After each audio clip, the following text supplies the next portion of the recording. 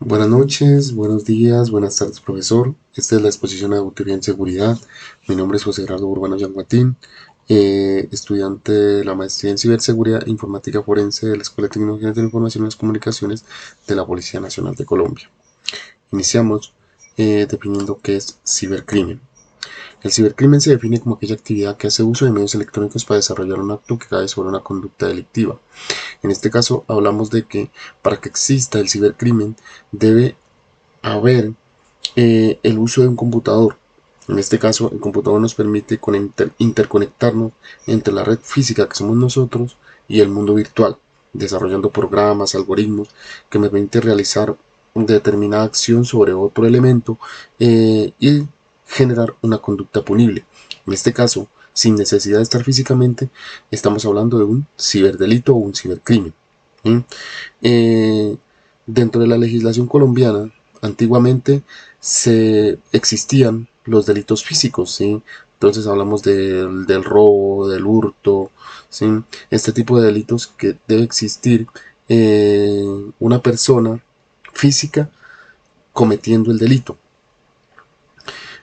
La evolución de los sistemas electrónicos para Colombia ha hecho que las leyes judiciales y las leyes penales lo que hagan es un complemento a lo que ya existe. Anteriormente no se tuvo en cuenta, o las leyes colombianas no tuvieron mucho en cuenta los delitos electrónicos, puesto que no había ese impulso, no había esa tecnología, la tecnología era muy pequeña para desarrollar este tipo de delitos dentro del territorio colombiano. En la actualidad, los impulsos de los avances tecnológicos han sido grandes, ¿sí? Y existen muchos delitos que se están cometiendo de forma virtual, ¿sí? Eh, en Colombia, la cibercriminología debe ser complementada y replanteada en algunos de sus aspectos, puesto que se da un vuelco de los delitos tradicionales frente a los nuevos delitos dentro de la cibercriminalidad. ¿Sí? Entonces, lo que ya dije, se están replanteando algunos delitos y otros se están complementando para que puedan ser tenidos en cuenta dentro de los estados judiciales. ¿Sí? Dice, en los últimos 130 años, la teoría científica del delito se fundamenta en la imputación causal objetiva y subjetiva. Entonces, ¿a qué hace referencia a eso? A lo que venimos hablando. Muertes, hurtos de dinero, incendios forestales, o sea, una serie de delitos que son físicos, que necesariamente debemos estar ahí físicamente para poderlos desarrollar.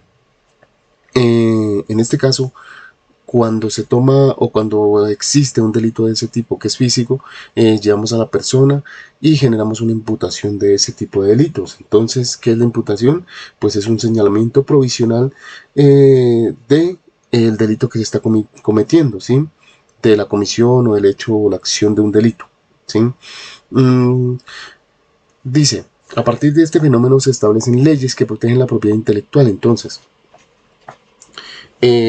a partir o cuando se empezaron a generar este tipo de delitos informáticos, entonces las leyes colombianas deben o inicialmente se acoplaron a este tipo de delitos que se estaban desarrollando en la web, ¿sí? En el planeta o digamos que dentro de la red digital mundial en los años 70 se inician o digamos que se da un paso hacia los delitos informáticos y los cibercrímenes. Digamos que se replantean las formas y los delitos tradicionales que se venían trabajando en su época.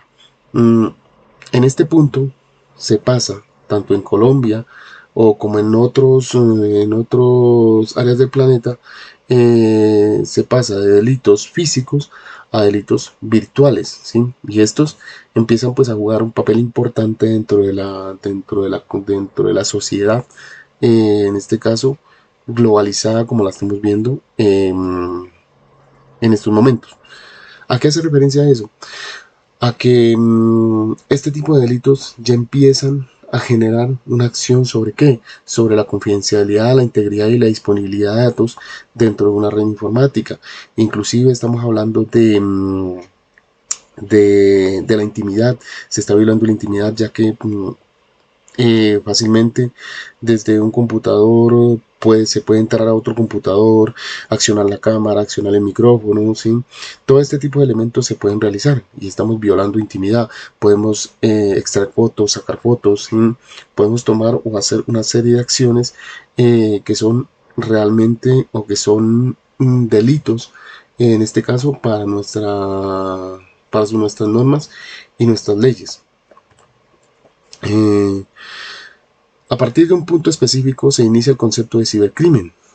Entonces, aquí ya lo definimos de una manera más completa. Entonces dice, son crímenes que se realizan en un lugar deslocalizado como el ciberespacio o la web, que se toma como una realidad simulada en una red que es global en aspectos sociales, políticos y económicos.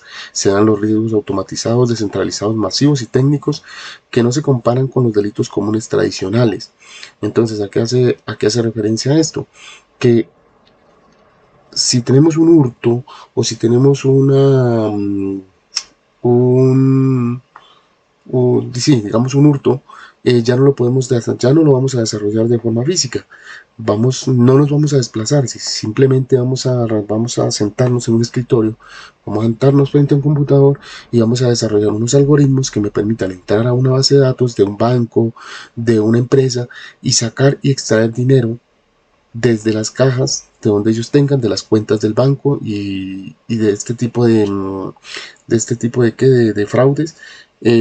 Vamos a desarrollarlo desde un escritorio. O sea, no necesitamos desplazarnos hacia ese tipo de lugares. Todo empieza a cambiar. ¿Por qué hablamos que es deslocalizado? Porque resulta que ya no ya no va a estar en un punto específico. Entonces, lo que es el tiempo y el espacio ya no lo vamos a tener en cuenta. ¿Por qué? Porque anteriormente en los delitos físicos o en los delitos analógicos como lo tenemos aquí, si se cometía un crimen, un ejemplo, o un asesinato, entonces teníamos eh, un delito que se comete en un espacio físico, ¿sí? Y en un tiempo determinado. En este caso vamos a tener un tiempo determinado, pero no vamos a tener un espacio físico. ¿Por qué? Porque realmente el de los delitos, como decir una estafa, se va a desarrollar desde un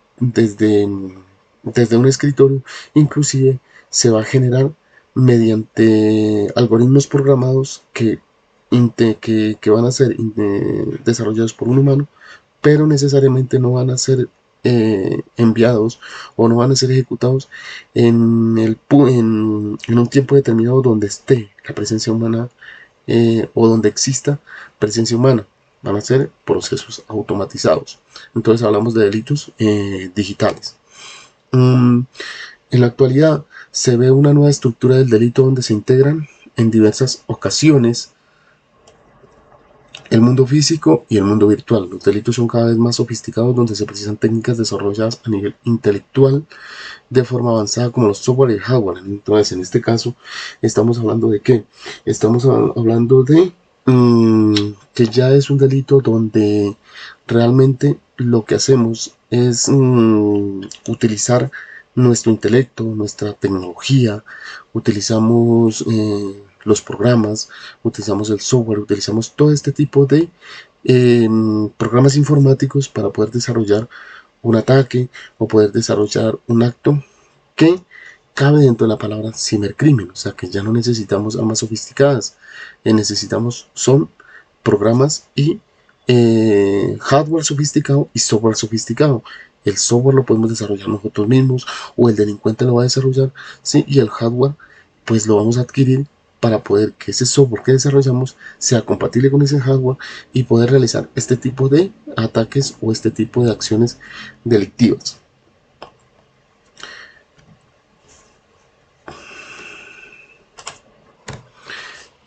Los avances científicos son cada vez más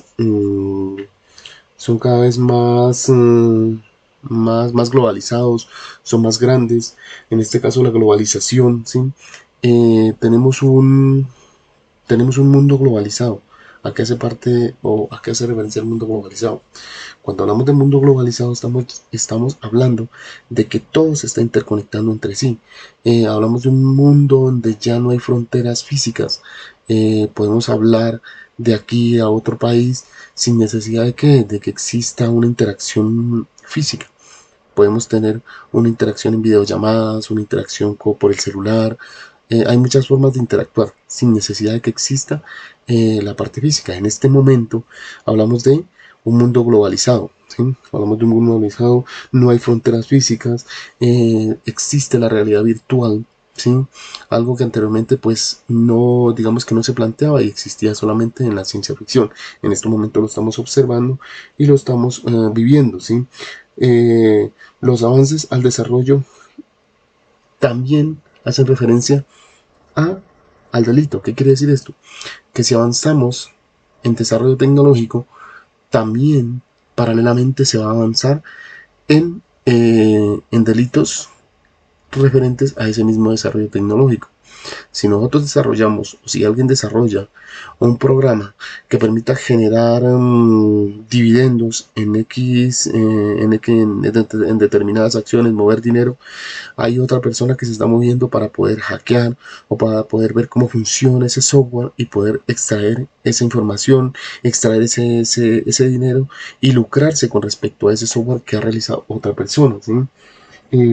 Aquí entonces vamos a ver fraudes, vamos a ver robos, vamos a ver inclusive asesinatos que se, que se desarrollan a través de la web. Entonces se planean y se hace todo el planeamiento con respecto a qué, a un asesinato. Y todo eso se desarrolla sobre la web.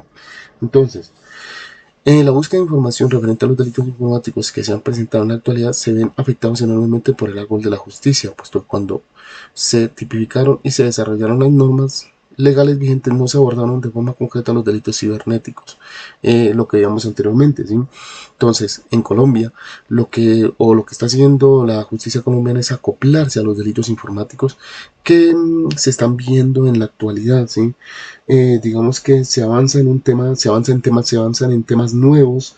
Esos temas nuevos, pues lo que se hace es anexarlos a nuestro código penal y así poder empezar a estructurar un árbol que le permite a la justicia abordar este tipo de temas de tipo electrónico, ¿sí? Eh, Hablando de esa parte del Código Penal y del acoplamiento que está realizando la justicia colombiana, hablamos de la Ley 1273 de 2009, que se adiciona al Código Penal el capítulo séptimo bis, el cual protege un nuevo bien jurídico que se denomina de la protección de la información y de los datos, ¿sí? En este caso, pues nosotros estamos hablando de que la ley 273 en sus artículos 269A nos habla del acceso abusivo a un sistema informático, en el 269 nos habla de una obstaculización ilegítima de sistemas informáticos o de red, en el artículo 269C nos habla de una interceptación de datos informáticos. Entonces, lo que hace o lo que se hace dentro de este tipo de estructuras es poder generar y poder darle a las leyes colombianas las herramientas para qué, para que se puedan tipificar unos delitos que anteriormente no existían dentro de nuestro código. Eh, entonces tenemos, o digamos que tenemos las modalidades del cibercrimen, y en este caso se dan nuevas conductas punibles que se derivan de la estafa, el daño del bien ajeno, el lavado de activos, el terrorismo, el narcotráfico, la pornografía. En este caso pues observamos o podemos entrar dentro de la web, dentro de la deep web, inclusive en el entorno en que se maneja todo lo que es Wikipedia y todo ese tipo de compendios, ¿sí? La red normal podemos entrar o se pueden entrar a páginas que no son acordes a los niños, no son acordes a diferentes tipos de temas, ¿sí? Se manejan muchos datos que pueden ser oscuros, ¿sí? Entonces, acá hablamos de delitos vinculados al Internet, ¿sí? Y lo que dije anteriormente, entonces se está protegiendo la intimidad y el patrimonio económico en algunos casos, como lo dice el numeral 17 del artículo 58 del Código Penal, ¿sí? Eh, los comportamientos que generan un delito cibernético se dan porque son realizados desde el mundo físico a través de sistemas que interconectan el mundo físico y el mundo virtual. Entonces, para que exista, como lo decíamos al principio, para que exista un cibercrimen, debe haber una conexión entre un computador y el mundo virtual, ¿sí? Entonces estamos hablando de qué, de un computador, estamos hablando de una tablet, estamos hablando de un celular, ¿sí? Este tipo de elementos que nos permiten que nosotros como usuarios hagamos uso de estos elementos, ¿sí? ¿Para qué? Para poder entrar a la red. Lo podemos hacer, en nuestro caso, para desarrollar una tarea, para realizar un trabajo, para hacer teleconferencias, para hacer trabajo en casa, ¿sí? O una persona de dudosa procedencia lo puede utilizar para qué, para generar daño, para realizar fraudes, estafas, ¿sí? Se puede generar un algoritmo donde podemos encriptar la información de un computador, de unos computadores, de unos servidores y infectar determinada red y para poder entregar esa información desencriptada, pues entonces exigimos dividendos. ¿Para qué? Nos estamos lucrando de una actividad delictiva. En este caso, el primer responsable de realizar ese tipo de elementos, ¿quién es? Pues el humano, ¿sí? Nosotros los humanos somos los directos responsables en realizar ese tipo de acciones. Una máquina, por más inteligencia artificial que tenga, no va a desarrollar en la actualidad o en estos momentos, no va a desarrollar un tipo de acción o no va a desarrollar un tipo de ataque por sí sola. Entonces, las acciones se realizan al utilizar los medios tecnológicos, como lo decíamos. Entonces, hablamos de un PC, hablamos de entrar a sistemas, a bases de datos, entrar a servidores, ¿sí? Entonces, hablamos de, digamos, sistemas electrónicos que nos permiten interactuar o nos permiten la interacción entre el mundo físico y el mundo virtual. ¿Sí? Hablando o devolviéndonos nuevamente a la referencia normativa, entonces dice que hace alusión a los lugares físicos, lo que yo les decía anteriormente, el territorio nacional. Por ende, no toma las acciones que se realizan sobre el tema de cibercrimen o ciberdelito, puesto que esto sucede en un ambiente virtual. Entonces, como lo vemos ahí en la diapositiva, si estamos hablando de cometer un delito, digamos que hubo un asesinato, estamos hablando de una parte física, ¿sí? Se desarrolló en un lugar específico y en un tiempo determinado. Para este caso, pues digamos que tanto virtual como físicamente, pues se debe desarrollar de lo mismo. Pero si hablamos de la planeación de este asesinato, entonces estamos hablando de qué? De todo el compendio, todo lo que se realizó a través de la red, a través de los medios digitales, ¿sí? Una persona planeó el asesinato a través de un computador, ¿sí? Y envió a otra persona a realizar el ataque, el crimen, ¿sí?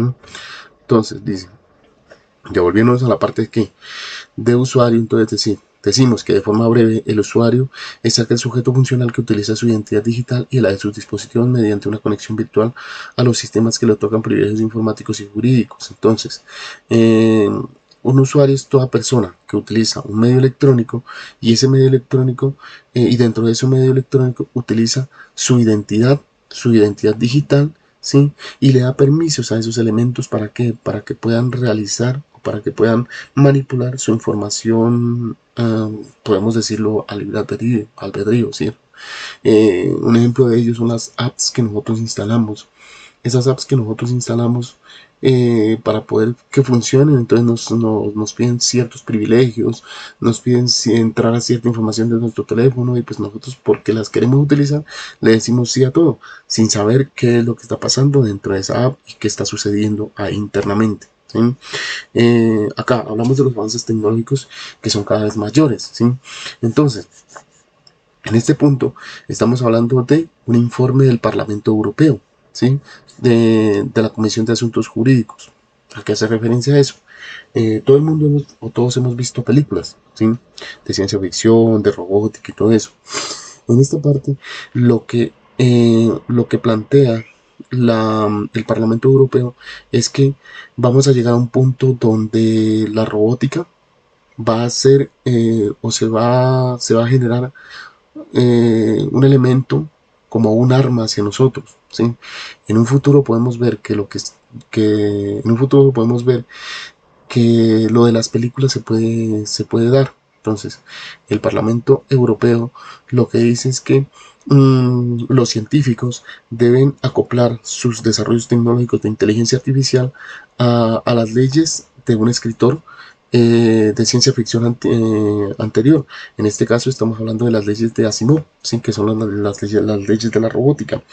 Eh, digamos que dentro de las leyes de la robótica en la actualidad hay muchos sistemas electrónicos con inteligencia artificial que no las que no las utilizan. Por lo menos un misil de crucero es un sistema que utiliza inteligencia artificial para poder moverse en el espacio, para poder llegar a determinado objetivo. Estos misiles de crucero son autónomos y ellos no hacen uso de las leyes de la robótica de Asimov. Y teniendo en cuenta que las leyes de la robótica de Asimov son leyes de ciencia ficción, pero son aplicables a la actualidad, a los desarrollos tecnológicos y a la robótica que se está desarrollando. ¿Qué podría pasar si un robot o una inteligencia artificial supera la inteligencia del hombre, adquiere conciencia, ¿sí? Y realiza sus propias, digamos, sus propios pensamientos, realiza sus propias acciones? Entonces estaremos entrando a una era donde ya existirían dos especies diferentes, una especie metálica, en este caso de silicón, de silicio, y otra especie de carne y hueso que seríamos los humanos. Y ahí habría una confrontación si no se toman acciones determinadas en la actualidad para ver a un futuro donde la realidad, donde la ciencia ficción puede superar a la realidad. Ya eso hace referencia al Parlamento Europeo. No estamos hablando de novelas científicas, no estamos hablando de películas ni nada de eso, estamos hablando de la realidad, de lo actual, de lo que existe en el momento. ¿Sí? Eh, llegando a otro punto, entonces hablamos de sistemas informáticos, estamos hablando de qué es un sistema informático. ¿No?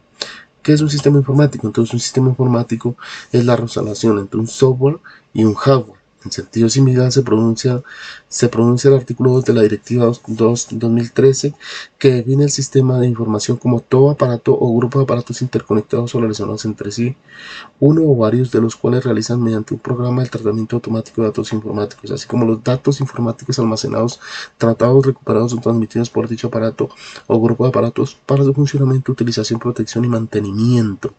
Esto quiere decir que cualquier elemento que contenga un sistema embebido, en este caso hardware y software, ¿sí? Se define como un sistema informático. En nuestra casa, las casas que son inteligentes, en estos momentos que las neveras se conectan a internet, los televisores, los smart TV, los celulares, en nuestra casa ya tenemos un sistema informático.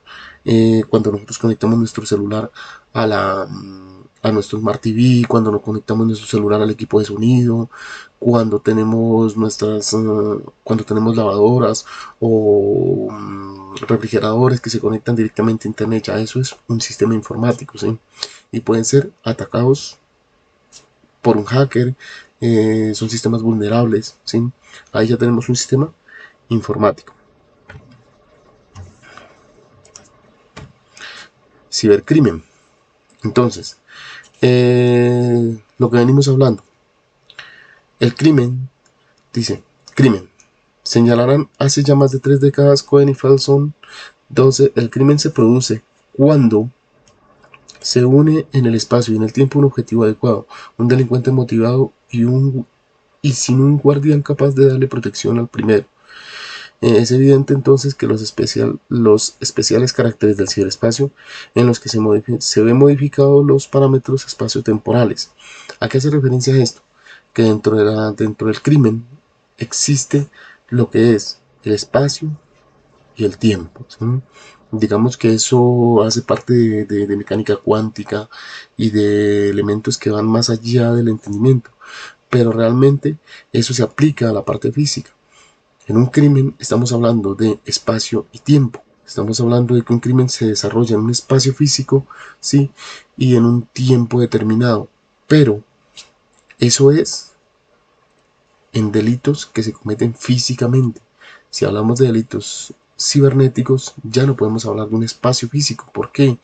Porque si hablamos de mundo globalizado, estamos hablando de que el ciberespacio es un todo. Podemos estar aquí en Colombia y desarrollar un delito en Estados Unidos, podemos estar aquí en Colombia y desarrollar un delito en China, en Japón, en donde sea, ¿sí? Inclusive lo podemos programar y que se desarrolle de forma automática a determinada hora. Estamos hablando de un tiempo determinado, pero no un espacio determinado, ¿sí?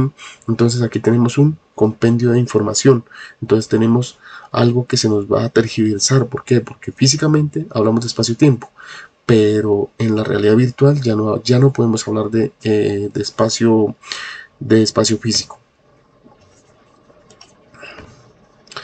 Eh, Aquí en esta diapositiva podemos decir que el espacio físico ya no es una barrera. Entonces si hablamos de espacio físico, estamos hablando de lo que tenemos ahí. Entonces podemos tener videoconferencias, podemos tener videollamadas, podemos tener todo de forma virtual, todo puede ser un compendio de todo, ¿sí? Donde nos podemos interconectar de un lado a otro sin necesidad del espacio físico. Es posible hacer videollamadas, conferencias virtuales y reuniones de trabajo virtual mediante la comunicación digital y el ciberespacio, lo que decíamos anteriormente. Es un todo de todo, ya no hay fronteras. Hablamos de un mundo globalizado, hablamos de algo que se llama aldea global, ¿sí? Todo está en el ciberespacio. El mundo físico interactúa con el ciberespacio. El ciberespacio no es centralizado, es un todo en todas partes. Esto hace que los estados tengan muy poco control, dado que los delitos que se tipifican en un estado no son delitos en otro.